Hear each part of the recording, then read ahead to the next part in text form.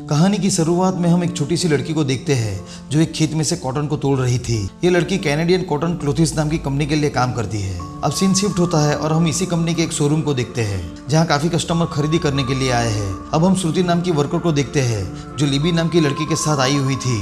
वो दोनों मैनेजर क्रैच के पास जाती है जहाँ श्रुति उसे कहती है कि लिबी यहाँ जॉब के लिए आई है। दरअसल श्रुति यहाँ पहले से ही जॉब करती है। अब क्रैच लिबी को एक फॉर्म भरने को देता है और उसे कहता है कि वो आज रात से ही अपनी ड्यूटी शुरू कर सकती है। अब लिबी जॉब मिलने की वजह से काफी खुश थी। अब हम शोरूम में रखे हुए एक कॉटन जींस को देखते हैं जो अपने आप ही हिल रही थी। इसके बाद लिबी हंटर नाम की लड़की से मिलती है और उसे बातें करने की कोशिश करती है, पर हंटर अपने काम में बिजी थी, इसीलिए वो लिबी को एक वर्कर लॉर्ड के पास भेजती है। लॉर्ड उसे कहता है कि आज रात इस शोरूम का मालिक हेरोल्ड यहाँ पर आने वाले हैं और वो चाहते हैं कि उनके सारे वर्कर उन्हीं की कंपनी के कपड़ों में दिखे, इसीलिए जो तुमने कपड़े पहने हैं वो नहीं चलेंगे, तुम जल्दी से कंपनी के कपड़े पहन लो। फिर लिबी यहीं से कपड़े खरीद कर चेंज करने चली जाती है। अब इसी शोरूम में एक लड़की जेमा उन्हीं ड्रॉवर में रखी हुई एक जींस को उठा लाती है। वो हंटर से कहती है कि ये जींस मुझे काफी पसंद आई। फिर वो उस जींस को पहन लेती है। फिर मैनेजर क्रैच अपने सारे वर्कर को बुलाता है। वो उन्हें समझाता है कि आज सभी को अच्छे से काम करना है। वो उन्हें काम को लेकर मोटिवेट करने लगता है। तभी जेमा को जींस काफी टाइट लगने लगती है, इसीलिए वो वॉशरूम के लिए चली जाती है। जाते वक्त क्रेज उस जींस को पहचान लेता है और जेमा को कॉल पर उस जींस के बारे में पूछने लगता है, पर जेमा उसकी बात पर ध्यान नहीं देती। वो उसे वापस आने को कहता है, पर जेमा फोन काट देती है। फिर कुछ देर बाद यहाँ पर हेरोल्ड आ जाता है। वो सबको एक ऐसी जींस के बारे में बताने लगता है जो किसी भी साइज के इंसान को फिट आ जाएगी और वो उसे कल लॉन्च करने वाले हैं। अब ये वही जींस है जो जेमा ने पहन रखी है। इधर जेमा उस जींस को उतारने की कोशिश करती है, लेकिन वो जींस उतारने की बजाय और भी ज्यादा टाइट होने लगती है। ये देख जेमा काफी डर जाती है, उसे बहुत दर्द होने लगता है। देखते ही देखते वो जींस इतनी टाइट हो जाती है कि उसकी बॉडी से खून निकलने लगता है। कुछ ही पल में जेमा की वहीं पर बड़ी दर्दनाक मौत हो जाती है। इधर हेरोल्ड सभी वर्कर से कहता है कि ये इंडिया का कॉटन है और इस जींस को उन्होंने सबसे अलग बनाया है। साथ में वो कहता है कि कल सुबह 8 बजे तक इस शोरूम में लॉकडाउन रहेगा, यानी सारे वर्कर यहीं रहेंगे और 8 बजे बाद सेल शुरू होगी। इस तरफ वो जींस जेमा की बॉडी को खुद ही ठिकाने लगा देती है और नीचे फ्लोर पर पड़े हुए खून को पीने लगती है। इधर हेरोल्ड अपने घर के लिए निकल जाता है और सभी को काम पे लगने को कहता है। फिर सभी वर्कर अपने अपने काम में लग जाते हैं। तभी मैनेजर क्रैच नोटिस करता है कि जेमा अभी तक वॉशरूम से वापस नहीं आई है, इसीलिए वो हंटर को उसे ढूंढने के लिए भेजता है। फिर हंटर जेमा को ढूंढती हुई वॉशरूम में आती है, लेकिन जेमा उसे वहां नहीं मिलती। वो क्रैच को इस बारे में इन्फॉर्म कर देती है। तभी उसकी नजर उसी जींस पर पड़ती है जिसे जेमा ने पहना था। अब जैसे ही वो उस जींस के पास जाती है तो उस जींस का लोगो उसे अपनी तरफ अट्रैक्ट करने लगता है। फिर वो भी उस जींस को पहनने लगती है। तभी वो जींस उसके पैरों में कंट्रोल करके इधर उधर चलने लगती है, जिससे उसका सर एक हुक में जाकर जोरों से लगता है और उसकी भी वहीं पर मौत हो जाती है। जब हंटर भी वापस नहीं आती तो क्रैच लिबी को उन्हें ढूंढने भेजता है और उसे कहता है कि वो उसे जल्दी से इन्फॉर्म करे। फिर जब लिबी वॉशरूम में जाती है तो उसे वहाँ कोई नहीं दिखता, लेकिन जब वो वहाँ के ड्रॉवर खोल के देखती है तो उसे वहाँ जेमा की लाश मिलती है। ये देख लिबी बुरी तरह से डर जाती है। दूसरी तरफ वही जींस एक बॉक्स में आकर छुप जाती है। इधर लिबी क्रैच को इस बारे में सब कुछ बताती है और उसे जेमा की डेड बॉडी के पास ले जाती है। अब क्रैच जेमा की बॉडी को ऐसे देखता है जैसे कुछ हुआ ही ना हो। वो जेमा की लाश को देखकर बिल्कुल भी शॉक नहीं था, क्योंकि वो बहुत ही मतलबी इंसान था। उसे सिर्फ उसकी कंपनी की ही पड़ी थी। वो लिबी से कहता है कि वो इस बारे में किसी को न बताए, पर लिबी पुलिस बुलाने को कहती है, लेकिन क्रैच उसे मना करता है और उसे कहता है कि हम सुबह तक कुछ नहीं कर सकते। फिर वो दोनों मिलकर जेमा की बॉडी को डस्टबिन में डाल के शोरूम के एक हिस्से में छुपा देते हैं। इस तरफ लॉर्ड उसी बॉक्स को खोलने लगता है जिसमें वो जींस थी। वो जींस लॉर्ड को भी अपनी तरफ अट्रैक्ट करने लगती है और लॉर्ड उस जींस को लेकर एक रूम में पहनने के लिए चला जाता है। तभी लिबी उसे जाता हुआ देख लेती है। वो क्रैच को इस बारे में बताती है। क्रैच लॉर्ड को फोन करने की कोशिश करता है, लेकिन वो फोन नहीं उठाता। अब जैसे ही लॉर्ड जींस की जिप खोलता है तभी वो जींस उसके अंगूठे को काट के अलग कर देती है। फिर वो उसके हाथों से लिपट कर उसके दोनों हाथों को काट के रख देती है। फिर वो उसके गले को काट कर उसे भी मौत के घाट उतार देती है। अब वो जींस नीचे फ्लोर पे पड़े हुए खून को पीने लगती है। इस तरफ क्रैच काफी गुस्सा हो जाता है और अकेले ही लॉर्ड को ढूंढने के लिए जाने लगता है।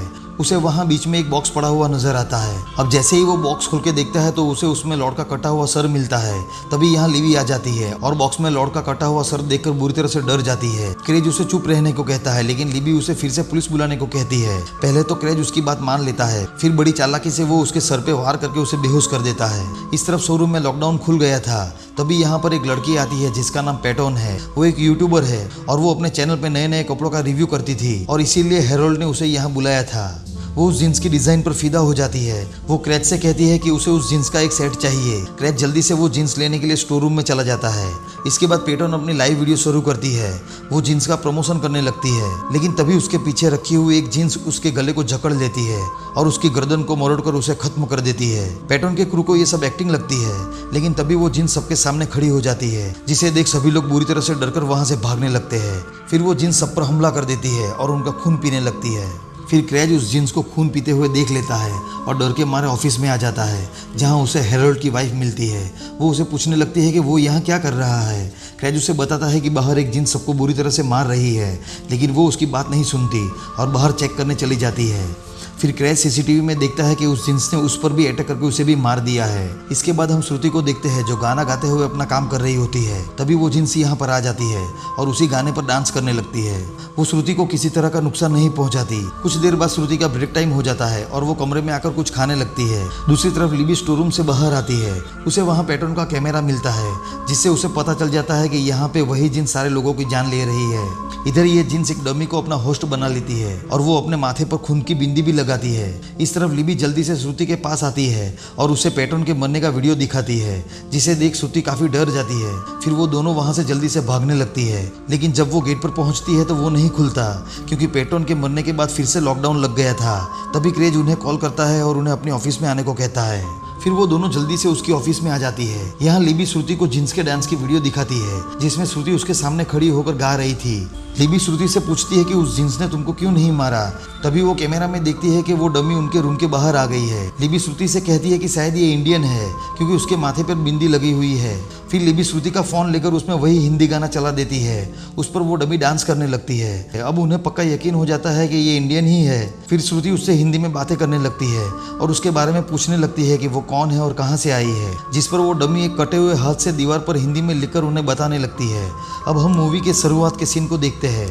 उस लड़की का नाम किरत था और वो सिर्फ 13 साल की थी। वो जब कॉटन लेकर जा रही थी, तभी अचानक उसका दुपट्टा कॉटन की मशीन में चला गया। इसकी वजह से वो मशीन में गिर गई और कटने की वजह से उसकी मौत हो गई। लिबी किरत की कहानी सुनकर बहुत इमोशनल हो जाती है। वो क्रेज पर गुस्सा होती है कि वो कैसे इतनी छोटी लड़की से काम करवा सकते हैं। फिर श्रुति उससे पूछती है कि उसे क्या चाहिए, जिस पर वो लिखकर बताती है कि उसे बस इंसाफ चाहिए। इसके बाद लिबी और श्रुति कैमरा लेकर बाहर आ जाते हैं और उसे बताते हैं कि वो उसे इंसाफ जरूर दिलाएंगे। लेकिन तभी वहाँ क्रेज आ जाता है। वो एक स्प्रे लेकर उस डमी पर फायर कर देता है, जिससे वो जींस उस डमी से उतरकर यहाँ से चली जाती है। लिबी क्रेज पर काफी गुस्सा होती है। तभी वहाँ पर लाइट चली जाती है। क्रेज डर के मारे फिर से अपनी ऑफिस में जाकर छुप जाता है। फिर लिबी और श्रुति उस जींस के निशानों का पीछा करती हुई ड्रोवर के पास पहुंच जाती है। वहां पर वो देखती है कि और भी जींस चल फिर रही है। वहां पर उन्हें बहुत सारी लाशें भी दिखती है, जिन पर से वो जींस खून पी रही थी। ये देख वो दोनों काफी डर जाती है और वहां से बाहर आने लगती है। तभी वहां क्रेज आ जाता है और उन्हें वहीं पर लॉक कर देता है। वो उनसे कहता है कि वो उसे कैमरा दे दे, इसके बाद ही वो लॉक खोलेगा। लेकिन वो दोनों उसे कैमरा नहीं देती और अंदर की तरफ आ जाती है। फिर क्रेज भी अंदर की तरफ आने लगता है। इसके बाद वो दोनों अलग अलग जगह पर छुप जाती है। क्रेज उन्हें ढूंढता हुआ वहां आ जाता है। तभी श्रुति उसके सामने आ जाती है। क्रेज उससे कैमरा मांगता है, लेकिन श्रुति कैमरा को फेंक देती है। तभी अचानक क्रेज चाकू से उस पर वार करके उसे मार डालता है। लिबी ये देखकर बुरी तरह से डर जाती है और रोने लगती है। फिर क्रेज उस कैमरा को चेक करने लगता है, लेकिन उसमें मेमोरी कार्ड नहीं था। फिर लिबी यहाँ से बाहर निकलने की कोशिश करती है। तभी क्रेज वहाँ आकर उसे पकड़ लेता है और उसका गला दबाकर उसे मेमोरी कार्ड मांगने लगता है। लिबी उससे कहती है कि मेमोरी कार्ड उसके पास नहीं है।